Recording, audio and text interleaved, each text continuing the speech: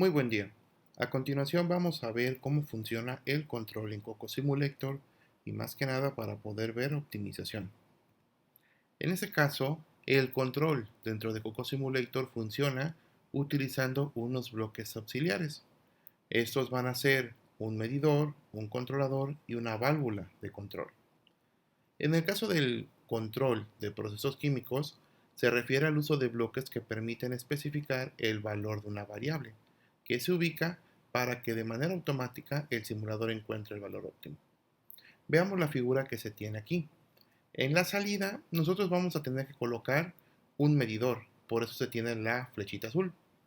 Ese medidor nosotros lo vamos a configurar para que nos dé el valor de una variable, cualquier variable que se encuentre en la salida del proceso. Como recordarán, cuando nosotros insertamos un Stream Report, podemos colocar tantas variables como el simulador nos permita, desde temperatura, presión, flujos y otros que luego tenemos que especificar en Overall Props. Cuando nosotros seleccionamos uno de ellos dentro de un medidor, esta flecha que nosotros tengamos nos va a arrojar el valor de esa variable. Esto es importante porque paralelamente vamos a colocar un controlador, algo que le va a permitir tomar la medición del medidor y dar la señal a la válvula. La válvula, dependiendo lo que el medidor llegue a detectar, va a funcionar como una apertura o un cierre, para que en caso de que le falte flujo, por ejemplo, le tenga que abrir, pero si le sobra, le tiene que cerrar. Esto en automático hace que el proceso llegue a un control y nos permite a nosotros encontrar un valor óptimo dentro de una variable. La metodología en Coco Simulator para poder llegar a ser un sistema de control para optimizar empieza primero en el panel de bloques. Cuando le damos nosotros clic al bloque, se va a desplegar la ventanita de seleccionar la unidad de operación. Allí vamos a encontrar uno de los bloques que se llama Measure Unit, unidad de medida. Este lo vamos a seleccionar y como dentro del diagrama de flujo que ya tenemos con una corrida, vamos a tener que seleccionar la salida, lo vamos a colocar en la salida, como se puede ver aquí en este diagrama. Vean que en la parte de la salida colocamos la unidad de medida y le colocamos una flecha de corriente para poder tener otra salida. Esto lo que va a hacer es que, bueno, es como si lo metiéramos en medio de la salida para que pueda medir una variable. Después lo que tenemos que hacer es darle doble clic para poderla configurar.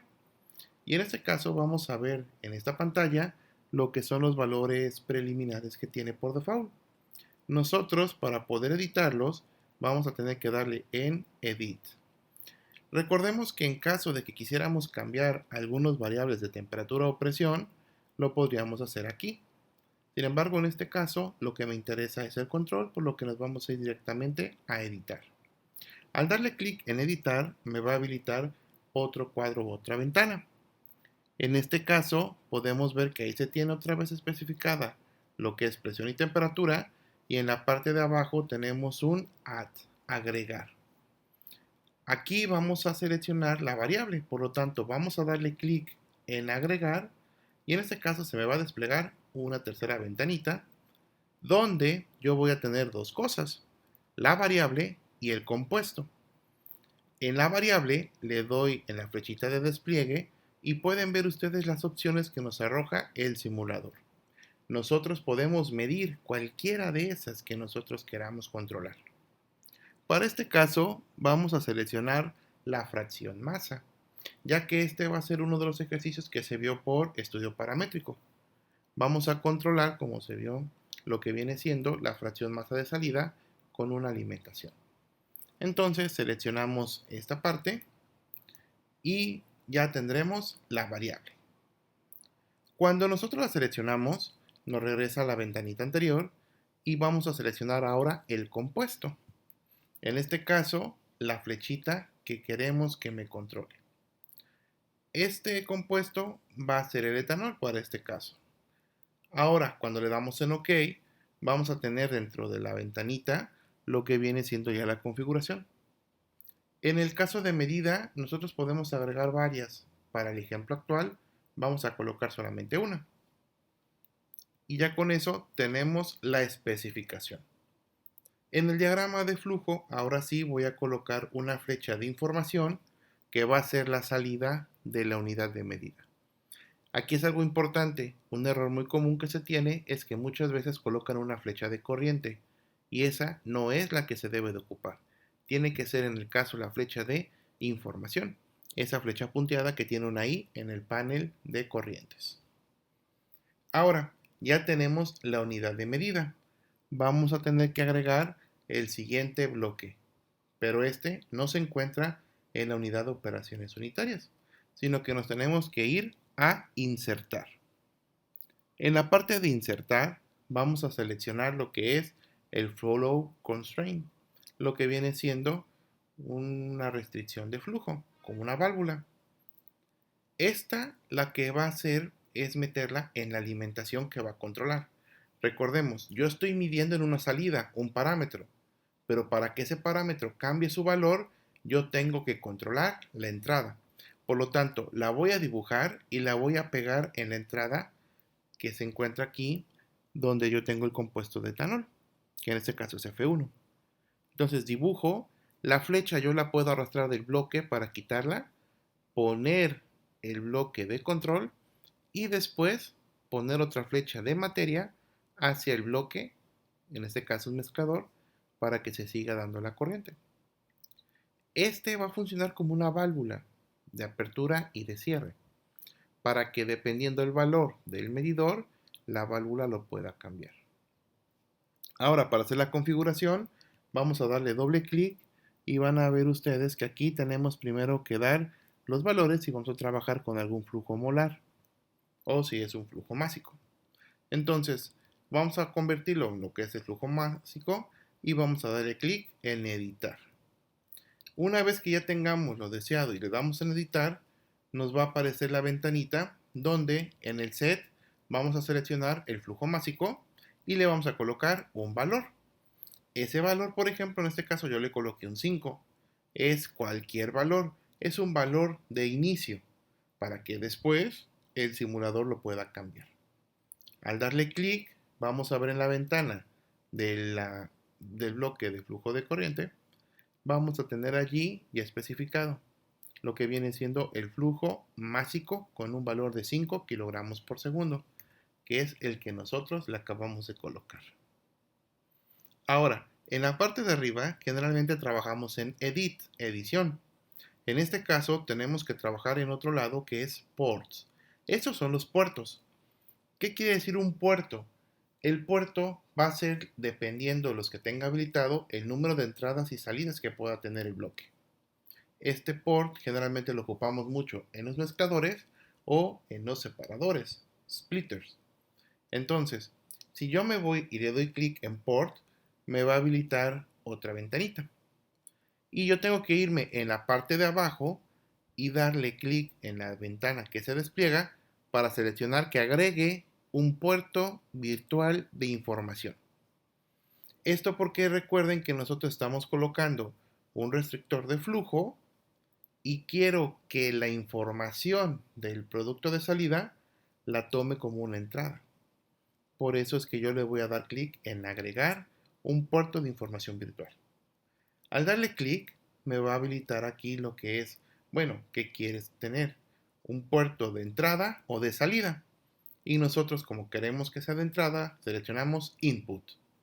Y abajito va a estar seleccionado ya el Mass Flow porque nosotros hemos especificado que es un flujo másico.